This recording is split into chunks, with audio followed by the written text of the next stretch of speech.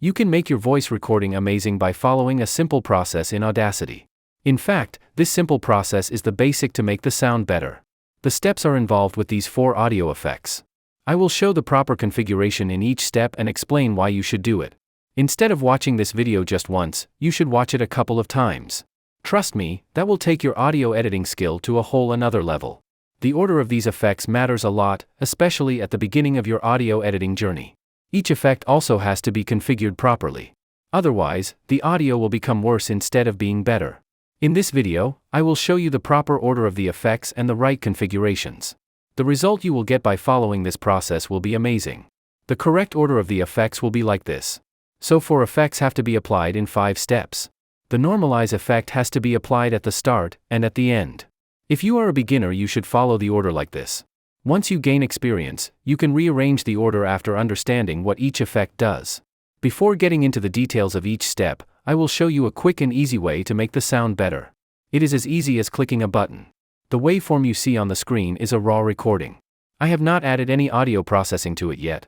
I will make a duplicate of this original track. I am duplicating this to compare between the original and improved audio. I will improve the second track using the one-click solution. The single-click solution that I am going to show is developed from years of experience I have. I will select everything inside the second track and will go to Tools. If I go to Apply Macro, you will see some options like Clear Vocal or S Reduction.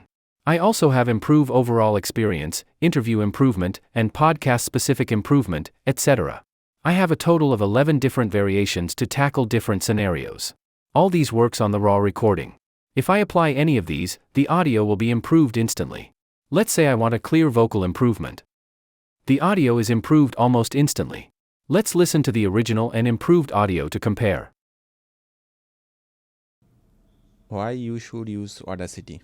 Audacity is a free audio recording and editing software. Why you should use Audacity? Audacity is a free audio recording and editing software available on Windows, Mac and Linux. It has the easiest user interface among the audio editing software. Even if you are a beginner, you can start using Audacity with a very small learning curve. You have to learn the basics of audio editing and you are good to go. To clean up audio recordings using Audacity, you have to know some basics about the audio data. Though Audacity is 100% free, it is powerful enough to do professional quality work. Many full-time voice artists and audiobook narrators also use Audacity.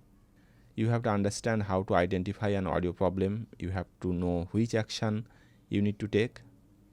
Then you have to follow through what kind of improvements you are getting with those actions.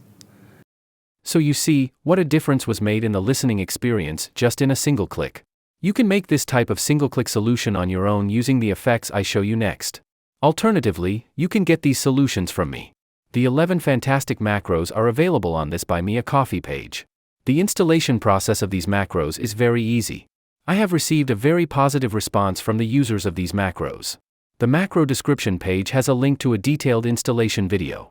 Let me show you quickly how easy it is to install. After you make a purchase, you will get a zip file. Unzip the file, and you will get the macros and EQs folder. The macros are inside the macros folder. These are all TXT files, and you have to import them into Audacity. From Tools, go to the Macro Manager.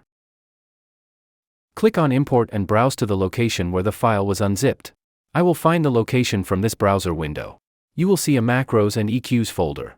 Inside it is the Macros folder and all the TXT files. Select one TXT file at a time and open. You have to install all the TXT files one by one, as Audacity does not have a bulk install option.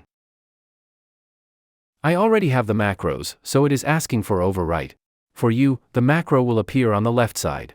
You will see the macro name here after installing those. If the macro name appears here, it is ready to use. So that was the method to get an amazing voice in a single click. We will now see the steps in detail to improve a raw recording. I will manually add all the necessary effects on the track. According to this order, Normalize will be the first effect. Select everything inside the track and go to Normalize effect. Normalize is the first effect to apply because the raw audio recording volume is generally low. Normalize can increase the loudness, which is better for editing. I will normalize to -3 dB peak. The -3 dB peak is standard on most of the audio platforms. Peak means the loudest audio point in your selection. I selected the whole track, so the peak will mean the loudest part of the entire waveform. The concept of the peak is important in audio editing. For example, if you want to submit your audio on some platform, they may have specific requirements on the peak level. I am setting the peak as -3, which is the standard value in ACX audiobooks. If you do not know about ACX audiobooks, do not worry. -3 dB is a standard value in many places, and we will follow that for now. The volume level increases as we see the waveform become taller. Normalize may not always increase the loudness level. The volume level will decrease if the audio already has a higher peak than we set in the normalize settings. That is not a problem, and we should not worry about that at this moment. After applying normalize, you can see the noise has become visible in the silent parts. The next effect will be noise reduction. Noise reduction is an optional effect. Whether you should apply the noise reduction depends on two things: if there is audible hissing noise and what the accepted noise floor of the platform you are submitting the audio is. For simplicity, I will discuss only the audible hissing noise in this video. Audible hissing noise means you can hear some hissing noise in the talking parts. If you can hear some hissing noise in the talking parts, the noise reduction effect will reduce some of that. I will need a noise sample from anywhere in the waveform. A noise sample of around half a second or more is good enough. I will select such a sample from the beginning and go to the noise reduction effect. I am selecting the noise sample from the beginning, but it can be selected from any place in the waveform. Noise reduction is a two-step process. In step 1, you have to give Audacity a noise sample or profile. Based on it, Audacity will detect noise and remove that noise from audio. In other words, Audacity will consider other parts of the audio as noise when it finds a match with this sample. Click on the Get Noise Profile button. For step 2, you have to select a part of the audio from where you want to remove the noise. I want to remove noise from the whole track. I will select everything by double-clicking and go to the noise reduction effect again. Please keep in mind that Audacity can only remove white background noise or hissing noise. Other types of noise like traffic noise or dog barking cannot be removed using Audacity. We will now perform step 2 of the noise reduction process. You have to select the noise reduction settings.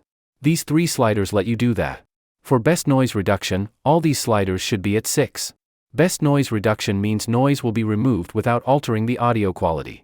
Too much noise reduction can introduce harshness in the audio. The top slider is the noise reduction amount. It should be between 6 to 12. 6 dB reduction is better, but if the noise is too loud, you can go up to 12. Please remember, noise reduction makes the sound harsh. Too much noise reduction makes the listening experience poor.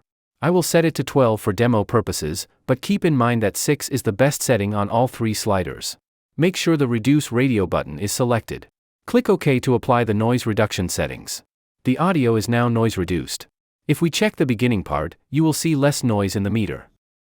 The third effect I will apply is the EQ. I will show you a basic EQ, but keep in mind that EQ is a very vast topic. A good EQ can make a voice sound smooth and clear. I suggest you watch some EQ videos on my channel once you gain some experience in audio editing. You will find the filter curve EQ inside EQ and filters. There are different types of EQ effects, and I will use the filter curve EQ as it is flexible to use. EQ is the process of manipulating volume by frequencies. That means you can increase or decrease the volume of some frequencies. Increasing the volume of frequencies is called a boost, and decreasing the volume is called a cut. Audacity offers some EQ presets in factory presets. I will use a modified version of low roll-off for speech. It is rolling off from 100 Hz. If you know about the fundamental frequency of human voice, it generally starts from 80 Hz, but not below that. So I will adjust the roll-off from 80 Hz. It means I am cutting off frequencies below 80 Hz where no human voice frequency exists. Audio recording can have some noise in those low frequencies, and this cutoff will reduce that noise. A complex EQ will take too much time to explain at this point, so I will apply this basic EQ.